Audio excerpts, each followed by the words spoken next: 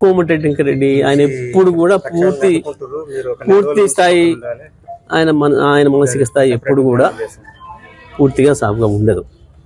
ఆయన మానసిక స్థాయి ఈ మధ్యకాలంలో చాలా అనుమానాలు వస్తున్నాయి. కుటుంబ సభ్యులు కూడా అంటున్నారట కొద్దిగా ఎందుకో మంచిగా ఉండట్లేడు మనిషి అని చెప్పి.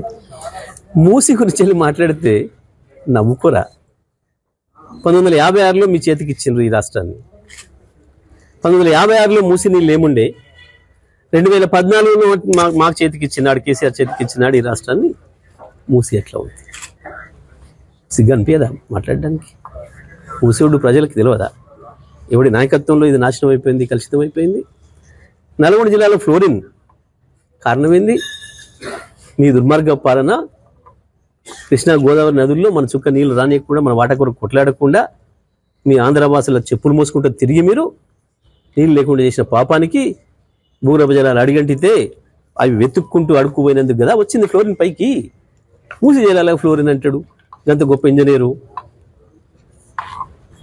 మొన్న నేను నవ్వుకున్నా. పాపం ఇంజనీర్లు దురదృష్టం ఏంటంటే ఇంజనీర్ల ట్రైనింగ్ క్లాస్కి పోయి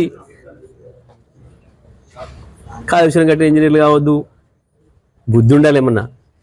కాళేశ్వరం కట్టిన ఇంజనీర్లు తెలంగాణ ఇంజనీర్లే కదా ఈ రాష్ట్రాన్ని అద్భుతమైన సస్యశ్యామలం చేసింది.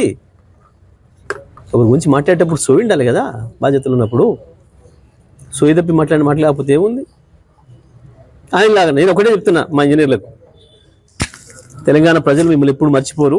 ఈ 10 ఏళ్ల కాలంలో పనిచేసిన ఇంజనీరింగ్ సోదరులు, అది మిషన్ భగీరథలో చేసిన వాళ్ళు కావచ్చు, లేదా ఇరిగేషన్ రంగంలో చేసిన వాళ్ళు కావచ్చు, ఇతర నిర్మాణ రంగంలో చేసిన వాళ్ళు కావచ్చు, అద్భుతమైన మీ కృషి వల్లనే ఇవాళ తెలంగాణలో పర్ క్యాపిటల్ ఇన్కమ్ పెరిగింది, తెలంగాణ జీడిపి పెరిగింది, భారతదేశంలోనే తెలంగాణ నెంబర్ 1గా గర్వంగా నిలబడే స్థితికి వచ్చింది. అది మీ కష్టమే. ఈ చిల్లరగాన్లు మాట్లాడిన మాటలకు ఎవరు కూడా ఫీల్ కావద్దు. నేను అదే రోజు చెప్పాలనుకున్నా. ఏమైనా కాకునే లేదు, ఎంకరెడ్డి లాంటి ఇంజనీర్లు మాత్రం కాకండి.